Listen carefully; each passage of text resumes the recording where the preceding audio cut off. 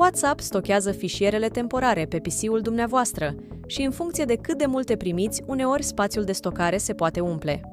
Dacă folosiți WhatsApp pe PC, este posibil ca uneori să vă fi întrebat unde sunt stocate imaginile și fișierele trimise și primite între dumneavoastră și contactele dumneavoastră. Vom vedea unde stochează aplicația fișierele și pozele. Intrăm în This PC, apoi pe partiția C sau Windows. Aici intrăm în Users și apoi pe utilizatorul pe care îl deținem. În bara de meniu mergem pe Vizualizare și din listă selectăm Arată și bifăm Arată fișiere ascunse. Acum intrăm pe App Data, apoi pe Local.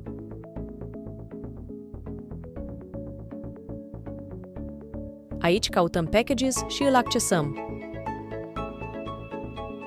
În acest loc căutăm dosarul care conține datele WhatsApp.